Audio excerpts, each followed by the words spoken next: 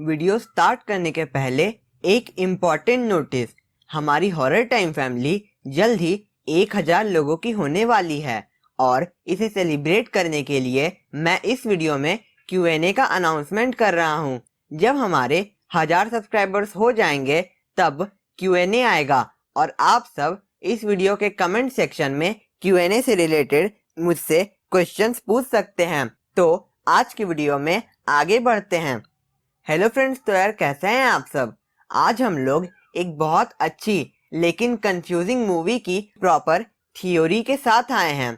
इस वीडियो में हम लोग 2018 में रिलीज हुई मूवी लिटिल स्ट्रेंजर की एंडिंग को डिटेल में डिस्कस करेंगे। इस मूवी की स्टोरी हम लोगों ने पहले से ही इस चैनल पे डाल रखी है। अगर आपने वो वीडियो नहीं देखी तब यहाँ से क्लिक करके देख लो। अब आज की वीडियो बहुत इंटरेस्टिंग होगी, तो लास्ट तक बिल्कुल देखना। अब अगर आपको इस मूवी की स्पॉइलर फ्री रिव्यू चाहिए, साथ ही ये मूवी देखना चाहते हैं, तो स्क्रीन में दिए टाइम पे स्किप करके देख सकते हैं। अब वीडियो स्टार्ट करने के पहले आप सब इस चैनल को सब्सक्राइब कर लीजिए और अगर आपने सब्सक्राइब कर लिया तो ज़्यादा टाइम वेस्ट किए बिना आइए आज की वीडियो शुरू करते हैं। ये मूवी हमेशा से बहुत कंट्रोवर्शियल रही है क्योंकि इसमें बहुत से ऐसे इंडिकेशंस हैं जो इंडिकेट करते हैं कि उस घर में भूत था, मगर ऐसे भी जो बताते हैं कि फैराडे ने ही ये सब कुछ किया है। मैं मूवी के प्लॉट से स्टार्ट करता हूँ। 1918 हंड्रेड्स हॉल अपने समृद्धि के चरम सीमा पे। अब ये इसीलिए क्योंकि हंड्रेड्स हॉल में एड्स फैमिली रहती थी जो कि बहुत रिच थी। फैराडे की मॉम हंड्रेड्स में एक मेड की तरह काम करती थी। कुछ सालों बाद एड्स की सबसे बड़ी बेटी सूजी मर जाती है, मगर अपनी मॉम की फेवरेट होने के कारण एड्स इस बात को स्वीकार नहीं कर पाती। वो मानती है कि सूजी हमेशा उसके साथ ही रहती है। अब मेन पॉइंट पे आते हैं। रॉड हमेशा कहता था कि इस घर में कुछ तो डरावना है जो उसे हॉन्ट करता है, जो चाहता है कि वो पागल हो जाए। जब हंड्रेड्स में एक पार्टी थी तब जिप ने एक छोटी बच्ची को काट लिया था, मगर जिप तो पालतू था और कुत्ते वफादार होते हैं। वे बच्चों पे बेवजह इतना प्राणघातक वार कभी नहीं करेंगे, मगर मान्यता तो ये भी है कि कुत्ते आत्माओं को सेंस कर सकते हैं और उनके प्रेजेंस में वे पागल भी हो सकते हैं। एड्स को अपने रूम में अजीब तरह की आवाज सुनाई दी थी, बहुत तेज आवाज, मगर बेटी और कैरोलिन जो कि घर के बाहर ही थे, उन्हें कोई ऐसी आवाज सुनाई नहीं दी। साथ ही जब वो मरी थी ये इंसिडेंट भी थोड़ा सुपरनैचुरल जैसा था।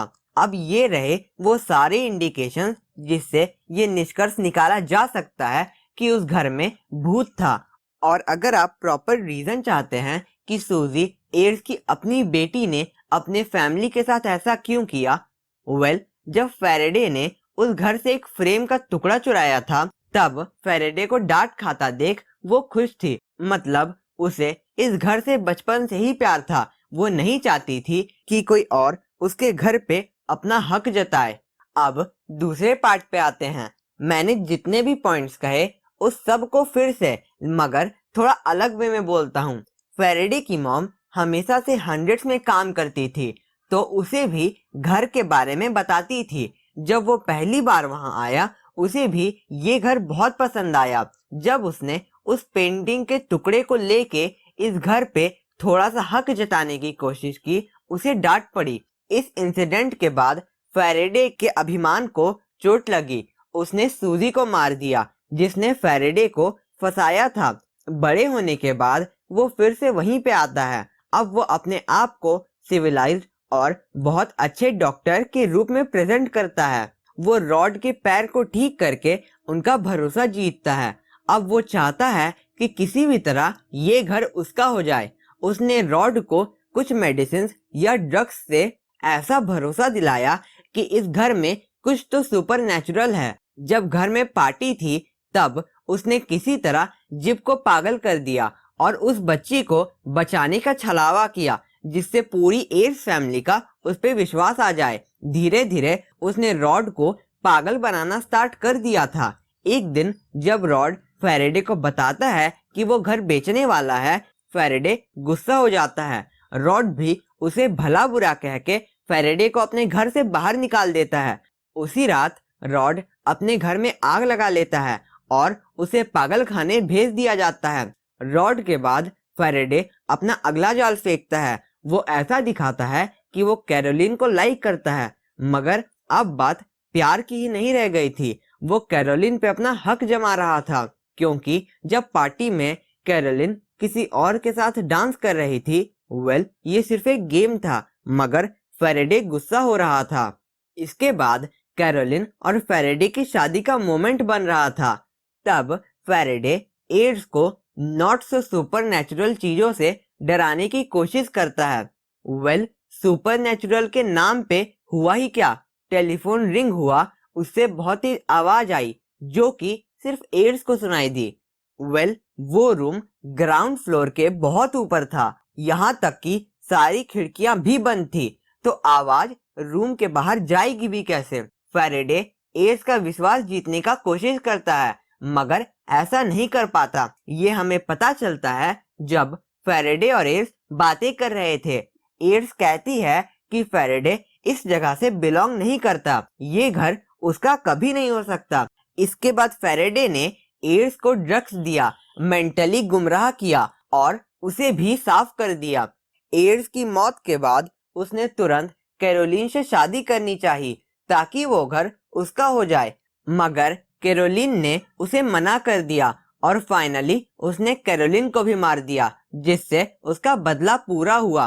कोर्ट में उसने कोई गवाही नहीं दी, बस इस सब को सुसाइड का नाम देके चैप्टर क्लोज कर दिया गया।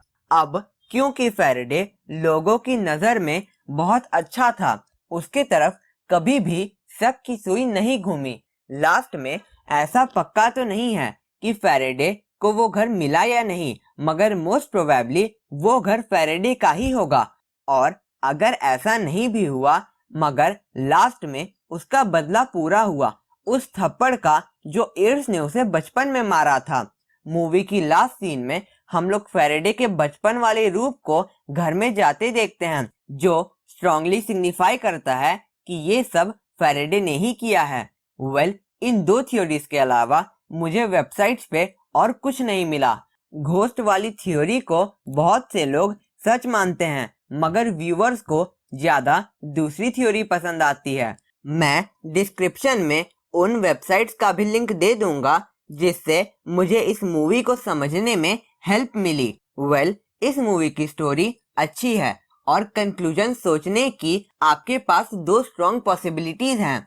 अब मैं आपसे जानना चाहता हूँ कि आप कौन से थ्योरी को ज्यादा एप्रोप्रिएट मानते हैं। ये मूवी थोड़ी स्लो है, आप मूवी देखते हुए बीच में थोड़ा बोर हो जाएंगे, साथ ही लास्ट में कंक्लूजन निकालना हार्ड है। तो अगर आप मूवी देख लेते हैं उसके बाद ये वीडियो अवश्य देख लीजिएगा। लेकिन मूवी देखे कहाँ से? अगर आपको ये मूवी देखनी है तब इंस्टाग्राम में मुझे मैसेज कर सकते हैं, आपको वहाँ लिंक मिल जाएगा। साथ ही फॉलो भी कर लेना। इंस्टाग्राम आईडी का लिंक डिस्क्रिप्शन में है। Q&A से रिलेटेड क्वेश्चंस पूछना भी मत भूलना। तो हम लोग मिलते हैं किसी नई वीडियो में किसी नए टॉपिक के साथ। तब तक के लिए bye. Thank you for watching my video.